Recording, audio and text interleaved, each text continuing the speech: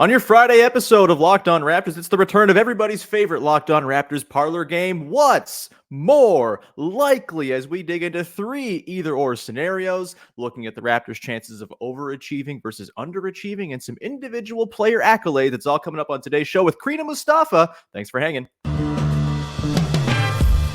You are Locked On Raptors, your daily Toronto Raptors podcast, part of the Locked On Podcast Network.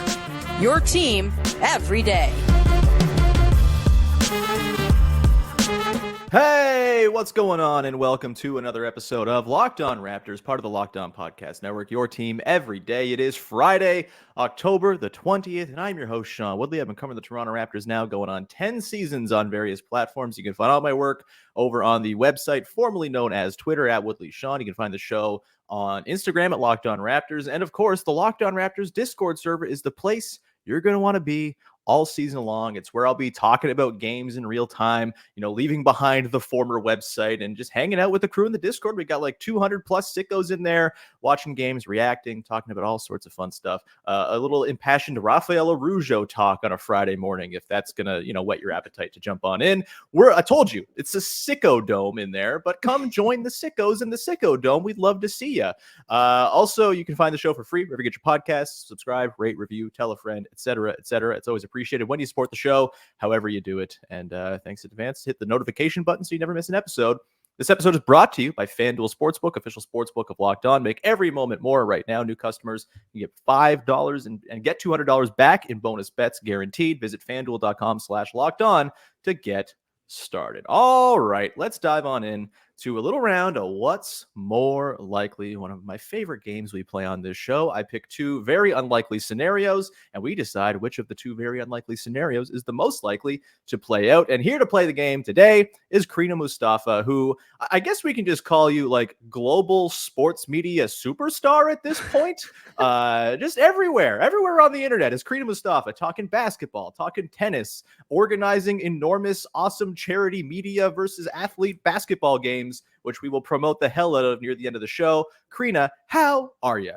I'm very good, very busy. So yeah, it's been a while since we've done this. My brain has been pretty much on WNBA mode for the last 4 months. So like with the end of the championship earlier this week, I'm finally able to kind of just revert back to that NBA and Raptors mind, which has been weird. Like it's been an adjustment, but no, I was like looking over my notes last night. I was like, wait a second, I'm like kind of excited to watch this team. They're gonna suck me back in, aren't they? I'm going through that process right now. We're recording this on Friday. Last night, we recorded our two-part over-unders and props preview special, our annual tradition with Vivek and Sahal. And over the course of that, I talked myself into being like a giant optimist on the team somehow.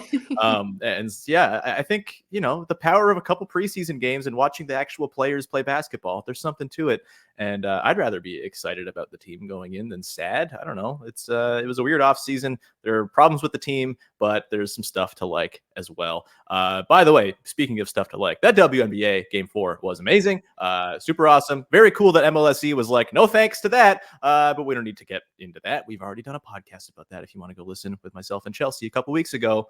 Crina, let's play What's More Likely, shall we? We have three What's More Likely scenarios posed today. We will begin with one kind of tied to the overall success of the team. Right now, the Toronto Raptors, their Vegas over-under is set at 36.5 wins. So my question here is, what's more likely? The Toronto Raptors overachieve and beat their Vegas win total by 10 plus wins, therefore getting them to 47 or more, or they underachieve and fall short by 10 or more wins, leaving them with 27 or fewer wins. 47 plus or 27 or fewer, what you got, Crina? What's more likely?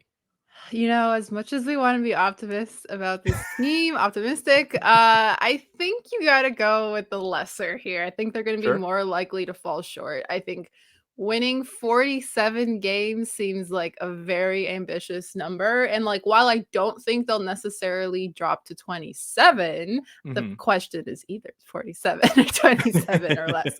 So I think we got to go with that one. I mean, if you look at this roster, you lost Fred in the offseason for nothing. And as much as, you acquire Dennis Schroeder, you still are lacking that kind of superstar true point guard. And I think that's the biggest hole right now for them, because you do have a lot of skilled playmakers and creators on this team. But like we've seen that the offense has been kind of a problem for the Raptors in the past. Like somebody needs to be able to lead that. You can't just have everybody trying to figure out their own things and then just passing it. Like it's just, you need someone to lead the floor. You need a floor general. And I think with that hole, it's going to take some time. Like I think the Raptors need to develop. I think it's great that they have a new coach. I think that's going to be one of the biggest factors, and new coaching staff as well too.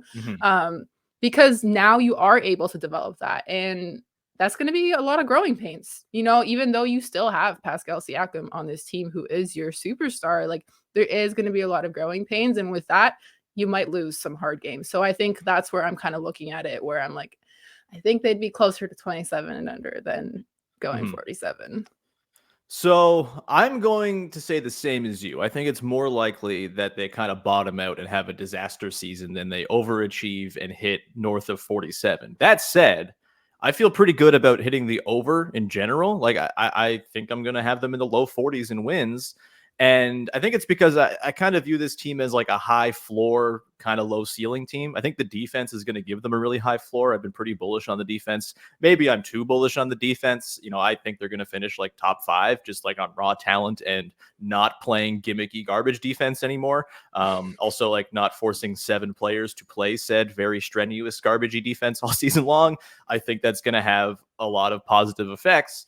And I think just the raw talent is pretty incredible. Like the starting 5 with Dennis Schroeder in there, the offense might stink, but they are going to force a ton of misses. They're going to run down teams' throats.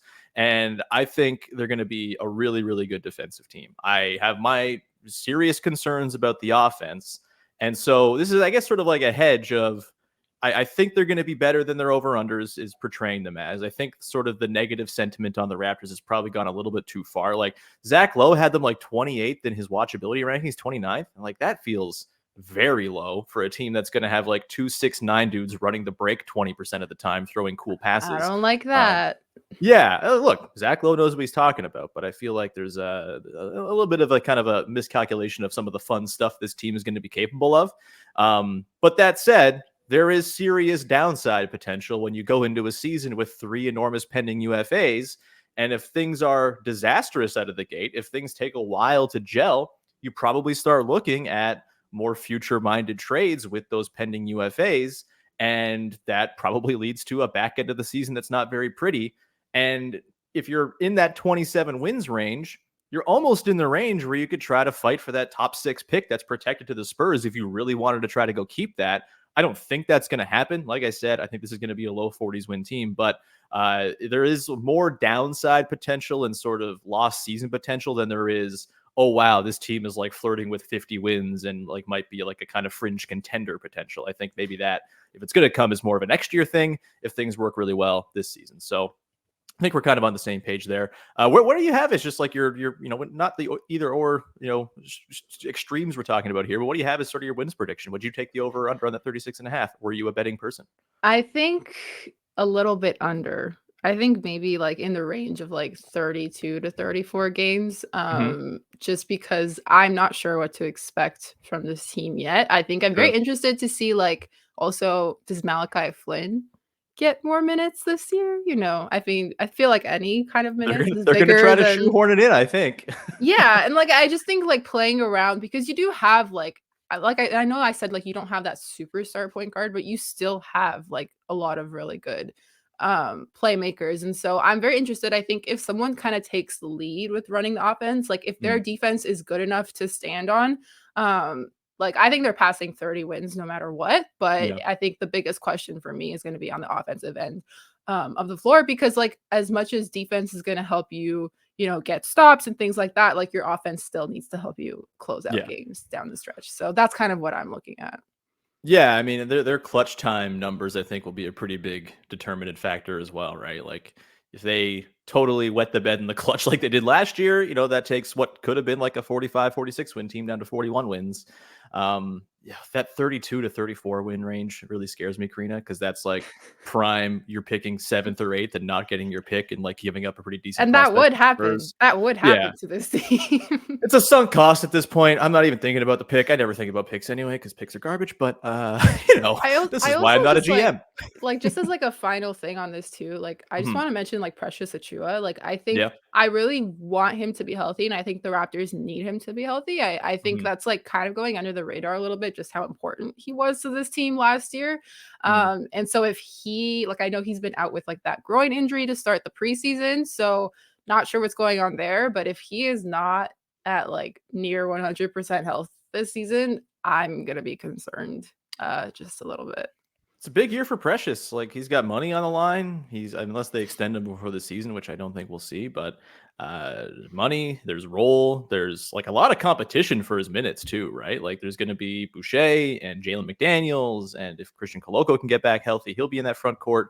You know, Gradey Dick is going to slide in somewhere between 2 and 4. I think there's I did not mean to make that sound so bad. Oh God, that was like so unintentional. I'm so mad. We're going to take a break and I'm going to compose myself. I'm so sorry. We're going to come back in just a second to get to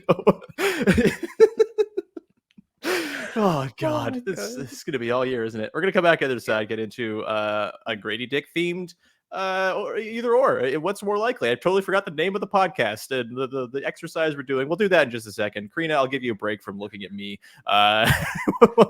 Before we continue on, though, should tell you about our friends over at FanDuel, the number one place to go and bet on sports. It's the number one sports book in all the land for the reason. And right now is the perfect time to snap into the action with this NFL season on FanDuel. Right now, new customers get $200 in bonus bets guaranteed when you place a $5 bet. That's $200 in bonus bets, win or lose. If you've been thinking about joining FanDuel, there's no better time to get in on the action. The app is super easy to use. There's a wide range of betting options, including spreads, player props, over-unders, and more. And it's not just the NFL. I'm not an NFL fan, but you know, maybe you're a basketball fan or I'm assuming you're a basketball fan. You're listening to this podcast, but maybe you're watching the World Series coming up or the NHL season's going. There are plenty of ways to bet the nightly lines. Of course, you can do futures bets as well. I got my eye on Darko Rajakovic plus 4,000 for Coach of the Year. It's probably not going to happen, but those are like pretty crazy odds. And teams that are going into the season with low expectations, with a new coach and fresh sort of vibes, tend to be the types of teams that produce Coach of the Year candidates. So it's just food for thought if you are the type of person who puts some money on Coach of the Year futures. Well, go visit FanDuel.com right now, FanDuel.com/LockedOn, that is, and kick off the NFL season. FanDuel, official partner of the NFL, and of course, the Locked On Podcast Network. All right, we continue on here. Crina Mustafa is here, and we are going to dive into what's more likely scenario number 2. Just a heads up, Monday, you're going to get 2 episodes. It is the 2-part over-unders and props spectacular with Vivek Jacob and Sahal Abdi, the annual tradition. The 7th time we've done this. We are old, and it's a lot of fun. We recorded it last night. It's a juicy one. There's 2 big episodes you have to look forward to, and you will be able to compete this year once again to go up against us with your picks. And whoever among all the listeners' submissions gets the most correct answers on the over-unders and props is going to win a pair of tickets to a game next season. You're all competing for the crown currently held by listener Jeffrey Richardson, who came away with the title last season. Crina, let's dive into either or. Why am I calling it either or? It's what's more likely. I'm the one who named this damn thing. It's a problem. What's more likely number 2. And I'm going in a different order than the ones I gave you in our notes before. Number 2, what's more likely? Gradey Dick makes an all-rookie team, or Scottie Barnes makes the all-star team. I guess in the Eastern Conference, or I guess they're not doing it. It's going to be amorphous blob all-stars again. I don't know. They're tinkering away as you do with the all-star game. But what's more likely? Gradey Dick all-rookie or Scottie Barnes makes his first all-star team? I looked at this question and my gut reaction was, can I say none of the above? That's not the game. Yeah, I know. So I think I'm going to probably have to go with Gradey Dick making an all-rookie team. I just think, and that's more so just, it's really hard to see a Raptor making the All-Stars team, like outside of like Pascal Siakam. Like we barely got Fred in like previously, and it's just, it seems really hard. Like we know like Scottie Barnes had that sophomore slump. I think the theme of this year for the Raptors is going to be roles. Like, who is going to really thrive in their roles? Like, if Gradey Dick is able to get minutes and Darko plays him and he's able to make like a really good contribution to this Raptors team, I can see him making an all rookie team. But unless Scottie takes like a really big leap and is just performing so well and becomes like the factor for the Raptors, I just find it very hard to see that he makes the All-Star team. And that's like no shade to Scottie, but I think like when I'm looking at this, it doesn't feel as realistic as maybe Raptors fans would hope. Like I would love to see that superstar leap, but I think I'm just a little bit maybe on the fence about it right now. Yeah, the Scottie thing is interesting because he's the type of guy that if there is a big leap, we've seen in the past that just like the voting power of the fans can kind of give a Raptors guy an edge. We saw Vince Carter lead for years. You know, Kyle Lowry got voted a starter one year, I believe. You know, DeMar got a couple starts. Siakam got a start back in 2019-20. Like the voting contingent in Canada is strong, and it's not all of the voting, obviously, but that helps very much just in the math of it all. And so like there is that sort of avenue that if Scottie really pops, like the sort of wave of support comes behind him. But I do think, you know, it's probably a year early. Like even if there is a big leap here, it is like you mentioned, he's kind of bouncing back from last season reputationally as well. I think his sort of star around the league kind of dimmed a little bit as well. And so, you know, he's not going to be a coach's pick, especially on a team where Pascal Siakam is the best player on the team.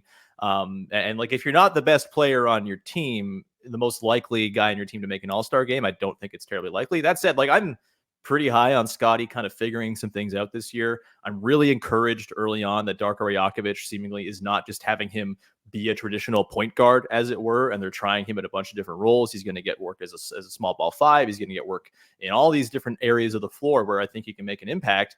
I think his numbers are going to be good. Like, you know, I don't want to spoil what we did for the over-unders, but like, can he be like the second leading scorer on the team? Can he, you know, get up above 6 assists a night? Like that type of stuff. Like I think that's on the table for sure, but I don't know if that will necessarily be seen as all-star production. Gradey Dick, I'm going to go this way as well. I think, you know, guys drafted in the lottery play. And I think at some point, this team and its lack of spacing is just going to be screaming out for, oh my God, can anybody take some threes and just like come in and offer a little bit of space? And I think Gradey has a chance of doing that. Maybe it's not in the first month of the season. Maybe there's a bit of a ramp up, but I just feel like the half court offense is going to be so challenging. And the very obvious fit between Gradey Dick and Scottie Barnes is going to kind of reveal itself. I think he's going to get himself some minutes, and I think there's a very good chance that he's, you know, in at least the conversation for an all-rookie team. He's a lottery pick. Like you're kind of in that conversation to begin the year. You know, will other guys, you know, I think like for example, the Thompson twins, like how are they going to, you know, on teams with all sorts of other young players, are they going to be in the conversation for all rookie? Are they going to be a bit more slow plays? There's all sorts of guys drafted ahead of Gradey Dick who I think are going to have maybe less obvious avenues to helping their teams win. And so that's why I'd kind of, you know, again, I don't think either's super likely, but I think at some point the shooting is going to get him on the floor. And the fact that he, while not a great individual defender, clearly knows what's going on, clearly reads the game well, clearly has instincts to offensive rebound and, you know, make the right rotations and fill in empty spaces on offense. Like I think there's a lot there for Gradey Dick to kind of, you know, just kind of come into games and help the team look like more of a sensible basketball team when he's on the floor, because spacing is important and it matters. What are your hopes for Gradey Dick as far as like his usage early on, Crina? Like what would you like to see? You know, Darko Rajakovic yesterday spoke about how it's going to be a slow process. He's still learning the speed of the game. Said, you know, the last couple of games it's been a little bit better. And, you know, obviously the threes haven't quite started to fall just yet, but what's your sort of ideal vision for, you know, the first month or so of Gradey Dick's NBA career? Yeah, I think my ideal vision is that he just gets somewhat comfortable within the rotation of this team and just maybe he starts getting comfortable with creating for himself. And, you know, maybe if the threes aren't falling, maybe you take a couple steps in and you start trying to knock down like jumpers from inside the arc. And maybe that helps you gain some confidence. And then you start moving back, like further and further backwards. I think you need somebody who is going to be consistent in terms of like, if I get the ball to you, I know that you can do something with it and score us a couple of points. I'm not asking him to score like 20 points a game or anything like that, but I think like if you reach kind of that like 10 extra points a game, I think it'll be a good way to, contribute to the team and just become somebody dependable. And I think also just on this like overall question too, with like Gradey Dick and Scottie Barnes, like when you have media members saying the Raptors are like 28th in watchability, I think that's also going to be a problem because, you're going to really have to watch this team to understand what each of them are developing into and what they actually mean, instead of just like box score watching. Sure. So. Yeah, gonna be fascinating. I'm excited to see the intertwinement of Scottie Barnes and Gradey Dick's careers. I think it's a really, really nice on-court basketball fit to have someone like Gradey Dick, a movement shooter, kind of flying around off of what Scottie Barnes does so well. And those stretches of that Bulls game where Scottie was working in the middle of the floor and he had shooting all around him, pretty exciting stuff. And I think we're going to see a lot of those lineups with Gradey and Gary Trent Jr. together, for example, to just sort of give Scottie that space to operate. And I think that these things could go in hand in hand, right? Like Gradey Dick's in there playing 20 minutes a night. Maybe Scottie Barnes's leap is that much more pronounced. And they both make this very unlikely scenario come true. We'll come back on the other side, Crina, round this out with a final either or. I did it again. A final what's more likely. Good God, it is too early to be recording a podcast, apparently. It's not even that early, but I'm going to say it is. Can you believe we're recording at 6 a.m.? Unreal. We're going to come back and get into one last what's more likely, tied to a couple of players who are probably not going to lead the Raptors in big stats, but they might if things all break right. Maybe. We'll see. We'll come back and dig into that. But first, I got to tell you about Jace Medical, who are bringing you today's show. It's always a good idea to be prepared, particularly if you're traveling. There's nothing worse than traveling, coming down with something that you don't know what it is, and not really having the proper tools to give yourself treatment. You're not near your doctor. You can't contact them. But Jace Medical is there to offer you the Jace case, which is 5 life-saving antibiotics for emergency use. They are sent to you in a little package. You can put it in your bag and you put it in your luggage and go ahead, and you maybe never use it, but if it comes down to the fact that you get something, you fall ill while you're on vacation, you have the tools to go and treat yourself. It comes with doctor recommended guides for use. And also you can consult with their doctors at any time to go and get the right care you might need. All it takes is to fill out a simple online form, and in some cases, jump on a quick call with one of the board-certified physicians who work for Jace. You can get ongoing care from our physicians on any treatment-related questions. It's doctor-created and doctor-recommended. Don't be caught unprepared. Everyone should be empowered to care for themselves and their loved ones during the unexpected. Right now, go to jacemedical.com and enter the code LOCKEDON at checkout for a $20 discount on your order. That's promo code LOCKEDON, LOCKEDON, at jacemedical, JASE medical.com. All right, rounding out the show with Crina Mustafa, and we got one last what's more likely to dig into here. This one is like, I don't know where this one came from. Totally just like out of left field. But Crina, what's more likely? OG Anunoby leads the Toronto Raptors in scoring this season, or Jakob Poeltl leads the team in assists. There's talk of OG, maybe there's going to be a bigger role. Maybe this is the year he takes the leap as a self-creation guy. With Yak, it's, he's going to create from the elbows and do all sorts of stuff. I'm under no illusions that either of these things are going to happen, but that's the game. Crina, what's more likely? OG leads the team in scoring, or Yak leads the team in dimes? I think I laughed for like 2 minutes when I saw this one because I was like, this is hilarious. And I I knew the conversation about Yak, but I was like, there's no way this guy averaged that many assists last year. And I went back to check and it was like 3, barely 3. It's an insane question. All right. I know. So I was like, okay, come on. No, that's definitely not that one. So we're going to go with the OG one. You and I have talked about OG quite a bit on this podcast. It feels like we've always been super high on him. I think on a team that has Pascal Siakam, I find it hard to see OG being the leading scorer. However, that being said, OG has always had the potential for that. I think one thing I'm going to hope for is that he's healthy, because I think that's been his biggest barrier so far. But if he can just realize how strong he is, and that just improve that footwork, being able to he can shoot the three, as we know, but like also just figuring out how to muscle your way through the paint and just kind of get those consistent buckets. Like he could, like, especially if you have a team where you have more people that you can kind of pass the ball to who could score, and then the ball just kind of finds its way in his hands and you kind of move around any defensive pressure that other teams are kind of coming at you with. I could see it. I could see a couple of like maybe also just burst games like where OG just like goes off for like 30 to 35 points. I mean, maybe I'm hoping that's maybe a high number, but like I'd like 36 like on the Knicks heads. Yeah, like I'd like to think that that could happen again, like, and maybe like more than once. So there is like a very small possibility that could happen. I think what I'm more looking for is like, can he be that really consistent guy that can get you like 18 to 20 points a game?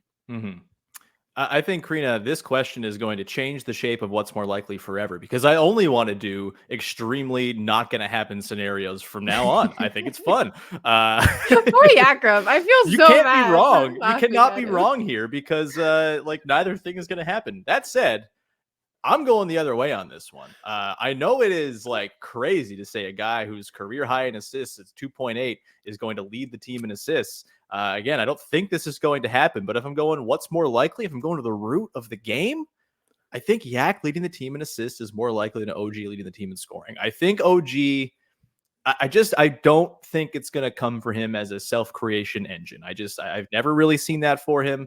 And I think that's perfectly fine. Like he can be a 17, 18 point a game guy on hilarious efficiency because he's just throwing down dunks and pouring in catch and shoot threes. And that can be an awesome, awesome player that every team in the NBA is thrilled to have on the roster when you also factor in the fact that he's like one of the best defenders alive. With this team, I actually have OG finishing like 4th in scoring on this team. I think Pascal and Scottie, I really feel good about the Pascal Scottie duo kind of taking the reins of this team and, you know, kind of it all kind of flowing around those two. And I think as a result, like Gary Trent Jr. and OG Anunoby are going to benefit a lot. They're going to get a ton of open looks working off those guys. I think I kind of believe in Gary Trent Jr. pouring in buckets a little bit more than I do OG because he kind of has to stay on the floor, I would argue. And I also am bullish on him maybe kind of moving into the starting 5 at some point this year once it's realized that the Dennis Schroeder starting 5 can't score at all in the half court. You know, rooting for myself to be wrong. I would love for that to happen, but I have some trepidation about that lineup in particular. And so if I got OG 4th in points on this team and looking where Jakob Poeltl is, could he finish 3rd on the team in assists? Like, I think that's not totally crazy. If he's going to be a hub of offense working from the elbows, like, I don't think he's going to be Domantas Sabonis or Nikola Jokic or anything like that. But I think there's just going to be a lot of natural ways for him to get really quick assists, you know, throw into catch and shoots with Gary or Gradey Dick or, you know, hitting guys on the roll or, you know, in the short roll, you know, doing little dump off passes to the big, you know, whoever's in the dunker spot. I could see a lot of those opportunities for just kind of cheeky assists for Jakob Poeltl. A lot of them will come throwing lobs to OG Anunoby on that play they love to run so much last year. And so while I think neither of these things are happening in actuality, the way the team is going to play, I think will be set up more for Jakob Poeltl to surprise with his assist total versus OG kind of bursting out of the gates and becoming the leading scorer on this team. So that's where I'm at. Do you have a retort? You seem like you have a retort. I do. I was going to say, whoever Jakob's passing to, they better be making those shots. Otherwise, those assists are not coming in, no matter how much he would be passing out of where he is. That's my only retort. Not to rain on your parade. Hey, it's all right. Again, neither of us can be wrong here because neither of these things are going to happen. It's a perfect setup. You cannot screenshot this because we know we're wrong and it's fine.